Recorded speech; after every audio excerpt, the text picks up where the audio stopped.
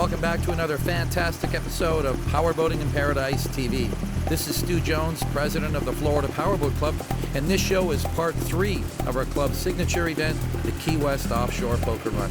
This event takes place every November and features over 150 poker run teams traveling from Miami to Key West for a week-long adventure in paradise.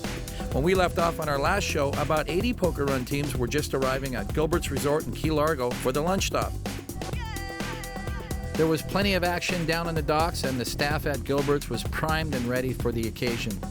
Normally, we'd split this stopover on the Thursday run between Gilbert's and the Postcard Inn, but the new management team at Postcard Inn didn't feel quite ready for the function, so we took our chances on making it work at Gilbert's.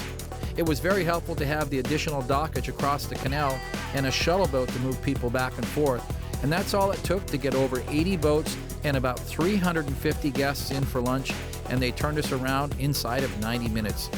It was like a military exercise, but it went off without a hitch.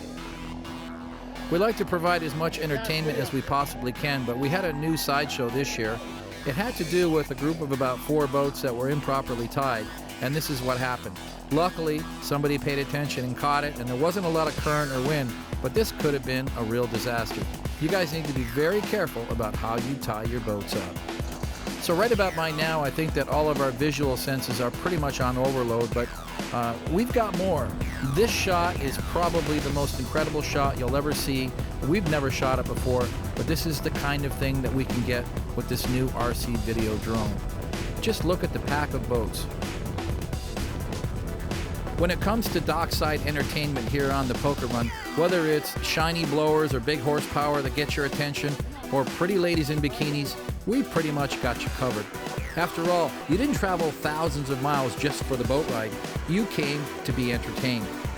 So enjoy this segment with lovely Brittany as we prepare for the next leg of the Key West Poker Run.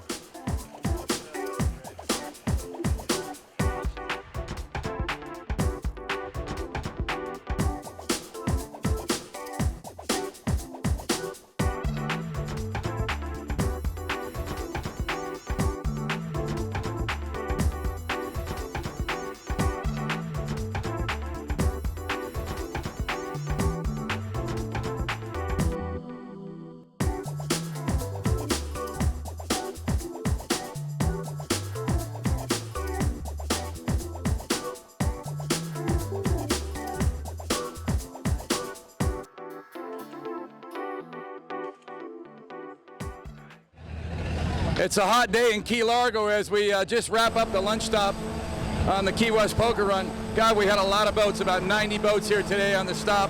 What a fantastic day. Clear skies, no wind, and it is hot. Look at me how hot I am. That's because I'm working with my bullhorn. But I got another 110 miles to go now as we leave Key Largo. One more stop for a card, a bonus card off the Yacht Mia, a fuel stop at Sunshine Key, and cruising on into Key West. The last 37 miles, they tell me, is calm today, so we're looking for a great ride. Let's go.